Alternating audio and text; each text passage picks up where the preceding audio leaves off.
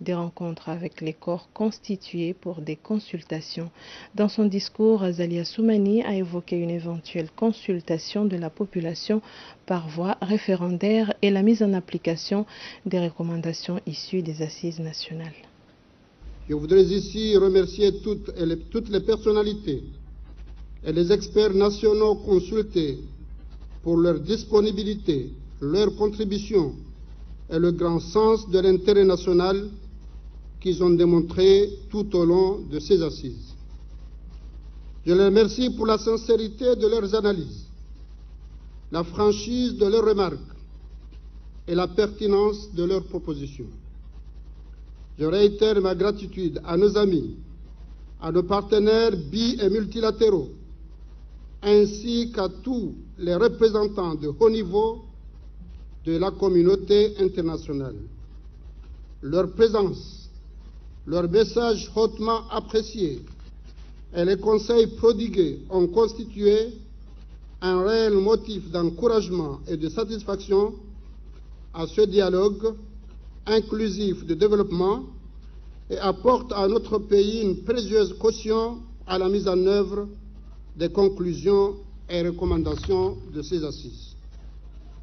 Je renouvelle ainsi mes remerciements à eux tous, et en particulier au système des Nations Unies et à son secrétaire général, à l'Union africaine et au président de la Commission de l'Union africaine, à la Ligue des États arabes et à la Commission de l'Océan Indien, surtout pour avoir dépêché leurs représentants sur place et ainsi contribué à donner encore plus de crédibilité à ces assises.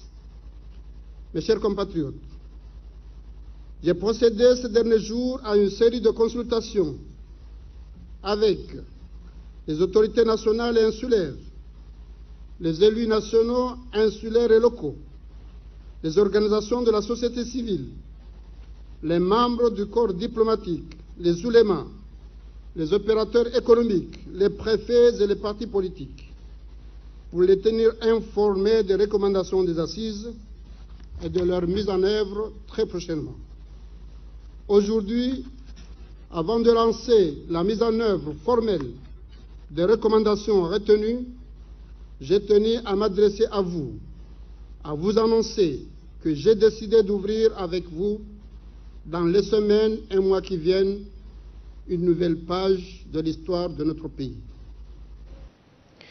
Autre point qu'il a évoqué dans son discours, et non les moindres, la bonne gouvernance, le transfert des compétences de manière provisoire de la Cour constitutionnelle à la Cour suprême et l'occupation de l'île comorienne de Mayotte par la France au mépris du droit international. Le hasard faisant parfois bien les choses, Inch'Allah, outre la présence réconfortante de nos frères et sœurs mahorais aux assises, la question de l'île comorienne de Mayotte s'est invitée dans l'agenda national avec les derniers événements dans cette île sœur. Je salue le patriotisme dont ont su faire preuve les partis politiques, les acteurs de la société civile qui, sur cette question d'importance nationale, ont su dépasser les clivages et soutenir la position du gouvernement. J'ai proposé une nouvelle approche de cette question à notre partenaire, la France, avec qui nous devons, au-delà des problèmes sécuritaires et d'intégration à gérer, régler ce contentieux qui perdure depuis bientôt 43 ans. Et ce, conformément au droit international et aux résolutions pertinentes de l'ONU, de l'Union africaine et de la Ligue des États arabes. Des résolutions de l'ONU reconnaissant que les Comores étaient un archipel composé de 4 îles. Les Comoriens se sont joints à Mboulelo Mbungane, ambassadeur d'Afrique du Sud auprès de l'Union des Comores, pour célébrer le 24e anniversaire du Freedom Day ce vendredi à Moroni. Le thème retenu est l'année de Nelson Mandela vers la réalisation totale de leur liberté à travers une transformation socio-économique radicale. Reportage d'Ahmed Abdallah Hussein et Ahmed Nassor. Ce 24e anniversaire qui avait mobilisé une foule nombreuse dont les autorités du pays, cadres, diplomates nationaux et internationaux, a été d'une grande importance qui a permis aux organisateurs de faire la biographie de Nelson Mandela. Cette figure emblématique qui a consacré toute sa vie contre la ségrégation raciale pour construire une société sud-africaine prospère. Nelson Mandela a tout fait pour qu'on ait cette démocratie constitutionnelle en Afrique du Sud, mais il faut davantage d'efforts. C'est pour cela que nous avons cette transformation socio-économique radicale. Donc ce processus est en cours actuellement. Avant, ce n'est pas tous les Sud-Africains qui avaient le droit au vote, ce n'est pas tous les Sud-Africains qui pouvaient voter. Actuellement, tous les Sud-Africains ont ce droit-là. Maintenant, les efforts qui sont faits vont dans le sens de faire en sorte qu'il y ait aussi des Sud-Africains dans le domaine économique, qu'ils puissent avoir des entreprises. Il faut que cette économie puisse s'ouvrir aux Noirs sud-africains. Depuis le 27 avril 1994, les Sud-Africains célèbrent cette journée historique, puis les élections démocratiques ont entretenu. Cette date met fin plus de 300 ans au colonialisme, la ségrégation et domination par la minorité blanche, en marquant l'établissement d'un nouveau gouvernement dirigé par Nelson Mandela.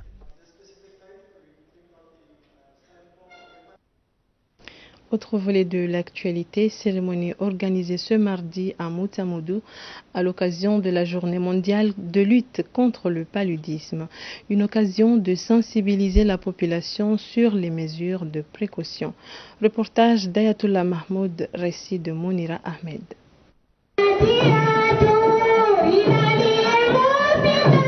Des centaines de jeunes venus d'Mpomoni et villages environnants ont fait le déplacement pour assister à la célébration de la journée mondiale dédiée à la lutte contre le paludisme.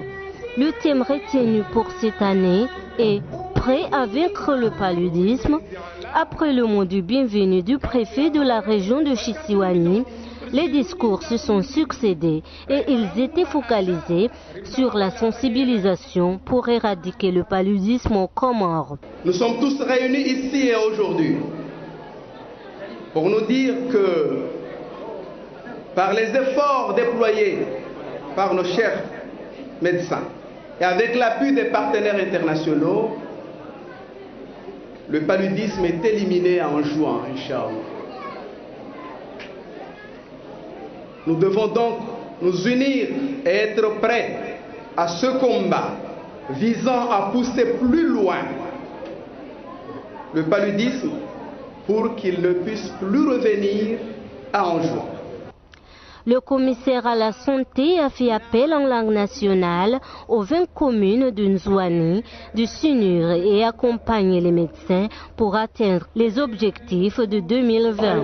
Le représentant par intérim de l'OMS aux Comores a lu le message de la directrice régionale de l'OMS pour l'Afrique, qui est axée notamment sur l'évolution du paludisme en Afrique d'ici 2030. La tendance mondiale montre que le nombre estimatif de nouveaux cas de paludisme notifiés dans la région africaine a régressé de 20% entre 2010 et 2016, alors que la mortalité liée au paludisme a baissé de 37%. L'Afrique du Sud, l'Algérie, le Botswana, le Cap-Vert, les Comores, Swaziland ont le potentiel pour éliminer le paludisme d'ici à 2020. L'utilisation des moustiquaires imprégnés d'insecticides et la pulvérisation intradomiciliaire d'insecticides sont des stratégies essentielles pour lutter contre le paludisme.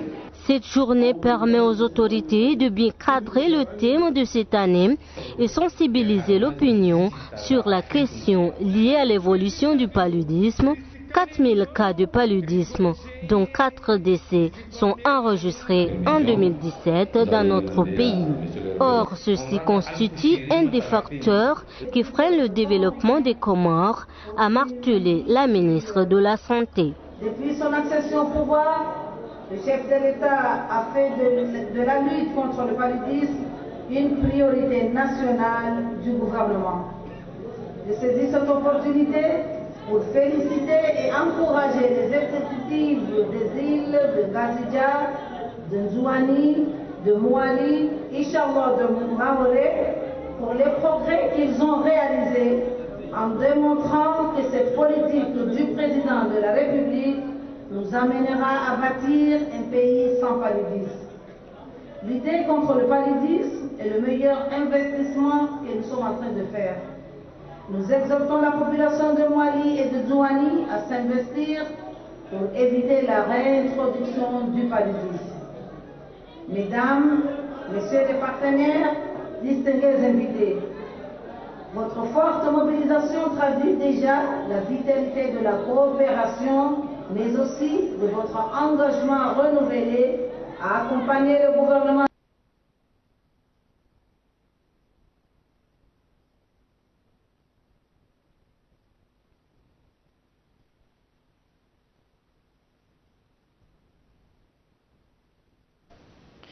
Wari, plateforme digitale de services financiers, a procédé ce samedi à Moroni au lancement officiel de ses activités en Union des Comores. Reportage d'Abdallah Omar et Ahmed Nassor, récit de Salima Ahmada Ali. La vocation de la plateforme digitale financière Wari est de promouvoir l'accès aux services financiers et commerciaux pour tous. Wari construit son activité par sa contribution et son engagement pour la communauté. Ce mobile monnaie électronique permet d'envoyer et recevoir de l'argent n'importe où, payer les factures d'eau, électricité et les abonnements TV et acheter de crédit quel que soit l'opérateur de façon rapide et pratique. Il y a 212 millions de clients qui trouvent plein d'avantages à cette plateforme-là. Donc c'est de la rapidité, de la simplicité et surtout un réseau qui est très dense pour pouvoir envoyer, recevoir, gérer au quotidien et tout ça avec les applications Internet qui permettent d'adresser toute la population, aussi bien les plus jeunes, tels que nous, ou les un peu plus anciens qui ont besoin d'aller dans des points de service et le faire avec les commerçants qui connaissent. On fait en sorte d'avoir les services les meilleurs, les plus simples, au meilleur coût, et après les clients décident de les utiliser. Et pour le coup, avec l'expansion qu'on a, le nombre de clients qui augmente, on pense qu'aujourd'hui on est plutôt dans la bonne phase et c'est pour ça qu'on innove, qu'on propose toujours de nouveaux services. Il y a beaucoup de mesures de sécurité, d'éléments qui font qu'on est complètement compliant par rapport à toutes ces opérations. Le vice-président en charge de l'économie, Jafar Ahmed Saïd Hassan, Wari est un atout pour tous les Comoriens. Le vice-président a également souligné le rôle de la femme comorienne dans les activités commerciales et le développement socio-économique. Il faut souligner que Wari est une compagnie africaine de dimension globale créée en 2008, avec un réseau de plus de 500 000 points de service directs et partenaires dans le monde. Wari est présent dans plus de 60 pays. Il effectue plus de 1 million de transactions par jour. Plus de 100 banques et institutions financières de référence constituent le réseau partenaire de Wari. Suite de nos informations, la Direction nationale des travaux publics et du bâtiment a organisé ce samedi une journée de concertation entre les maires des communes et chefs de village de Ngazidja. L'objectif est d'établir un partenariat entre le laboratoire national et les différentes communes pour la promotion de l'urbanisme. Reportage d'Azhar Mbaye et Ahmed Mbaraka. Une analyse technique réalisée par les agents de la direction des travaux publics éclaire les risques encourus, la construction en cas du séisme et glissement de terrain causé par le volcan actif. C'est une des raisons qui pousse les travaux publics à convier maires et chefs de village pour leur faire état de l'importance du laboratoire national. Ce dernier a comme mission d'inspecter le sol avant toute construction et analyser les matériaux qui permettront les bâtiments de résister aux aléas climatiques. On se sent impliqué en ce qui concerne risques, dangers liés à ce secteur. Toutefois, si on n'est pas impliqué par les demandeurs, on ne peut pas intervenir comme ça. C'est pour cette raison que nous avons jugé nécessaire d'appeler les autorités locales que nous pensons, croyons que voilà, ces autorités-là vont également propager, sensibiliser les communautés, les gens de la communauté. Voilà, afin d'intervenir dans ce domaine, travailler ensemble pour le bien-être de notre construction. Le laboratoire dispose en pourcentage les acquis nécessaires parce que le premier acquis que dispose le laboratoire, c'est la matière grise de nos techniciens, nos ingénieurs. Et jusqu'alors, cette matière grise n'est pas encore mise en cause par les intéressés déjà travaillés avec le laboratoire. Les maires et chefs de village, conviés par la direction des travaux publics, embrassent l'idée de prendre en considération la planification de l'urbanisme. Il était important d'assister, d'être aussi convaincu avant d'appeler la population à être aussi convaincue. Et là, je tiens ici à remercier la direction du laboratoire pour cette initiative. Je vous appelle aussi en tant que média de relayer cette information parce que vous avez aussi un pouvoir très important dans ce pays, c'est le fait d'informer la population. Nous avons une population qui n'est pas difficile, mais qui demande qu'il soit, bien sûr, qu'on les explique, qu'on les met au courant de la situation. Mais je sais que notre population est très compréhensive. L'idée selon laquelle un laboratoire inspecte le sol et les matériaux avant de démarrer le travail est une règle internationale. Cependant, aux Comores, c'est tout simplement un luxe. Raison pour laquelle les maires présents à cette rencontre ont sollicité aux techniciens de mener des campagnes de sensibilisation à la population pour qu'elle accorde une importance aux règles de construction. Remise d'attestation de fin de formation ce mercredi aux élèves de l'école magique informatique de Moroni. Reportage de Saïd Magaga et Ibrahim Kavavo. Cérémonie solennelle qui avait regroupé les parents des bénéficiaires, les responsables de l'école magique informatique et plusieurs cadres du pays. Plusieurs discours ont été prononcés à cette occasion et ont mis l'accent sur le chômage des jeunes. Avant d'être inscrit, on vérifie le niveau de l'étudiant. Donc c'est à partir de là qu'on va accepter de l'inscrire ou non. Donc c'est ce qui fait la différence. On tient beaucoup aux règles. Donc si vous venez à étudier dans notre établissement, il faut que vous respectiez les règles qui sont déjà établies. C'est-à-dire qu'il faut que vous ayez un niveau suffisant ou bien un niveau minimum pour pouvoir faire la formation dans notre centre de formation. C'est ce qui différencie des autres établissements. Oui, je peux me féliciter d'abord parce que partout où vous ayez, vous trouvez toujours des étudiants qui sont sortis de l'école magique informatique. Je suis heureuse d'être parmi les gens qui ont eu leur attestation aujourd'hui et je souhaite que cette attestation soit un atout pour moi et mes promotionnels. Nous vous rappelons que la 9e promotion de l'école magique informatique avait formé 68 cadres. Venons-en à nos reportages dans la région de Limani. Les habitants de Mtsangadjou sont au four et au moulin pour le développement socio-économique de la ville. On peut citer parmi plusieurs projets de développement la construction des nouvelles hôpitaux. Reportage de Samira Abdulwahid, Mwanadjouma Papa Ali, Saïd Ibrahim et Mohamed Hassan Swali.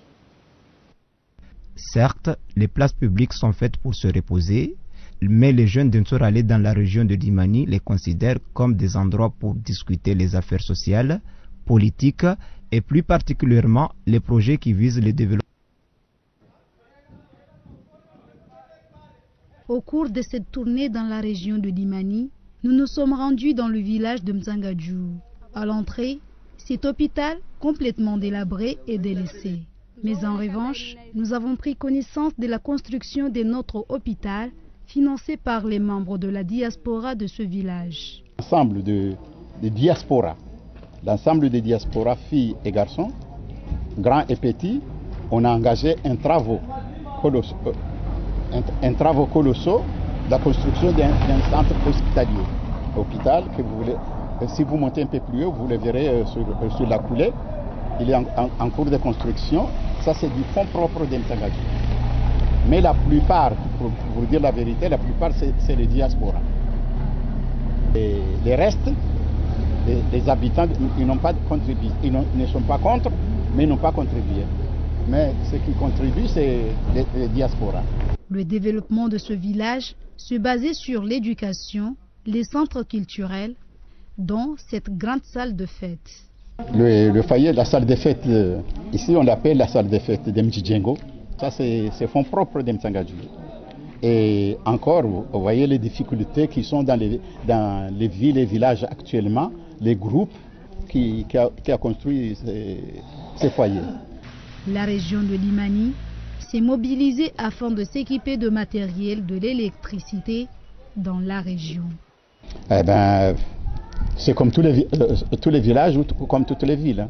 Alors on a fait le bitumage, les salles de fête, l'école coranique, l'école française, l'école privée, comme les salles de fête, comme la plupart des villes et villages.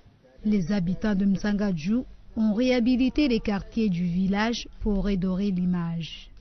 D'autres projets sont en cours de réalisation, comme la mise en place d'une préfecture dans le centre de Limani, initiée par le gouvernement.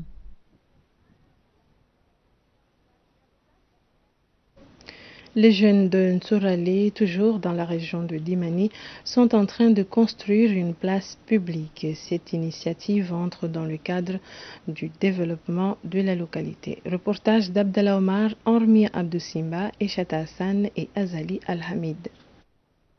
Certes, les places publiques sont faites pour se reposer, mais les jeunes de Ntsoralé dans la région de Limani les considèrent comme des endroits pour discuter les affaires sociales, politiques et plus particulièrement les projets qui visent le développement de leur ville en particulier et le pays en général. C'est pour cette raison qu'ils ont pris l'initiative de construire des places publiques afin de pouvoir échanger des idées. Nous, les citoyens de Ntsoralé, on peut faire la prière de vendredi et puis ensuite on s'installe ici afin qu'on discute ensemble.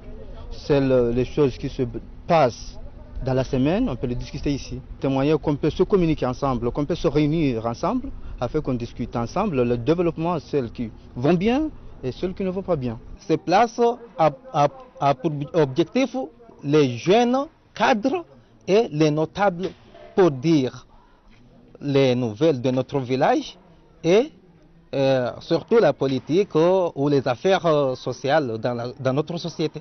S'il y a des jeunes qui s'assoient ici, on les dit que le très important c'est d'aller à l'école et dans les écoles. Il faut souligner que les jeunes de Ntsoralé veulent faire de leur ville un modèle pour la région. C'est pourquoi ils mettent en œuvre des projets pour la développer. C'est la fin de ce journal. Merci de votre fidélité. J'aurai l'occasion de vous retrouver dans une semaine pour de nouvelles éditions. Mais d'ici là, je vous laisse en compagnie d'Armia Abdou Simba et Abdallah Manaswali.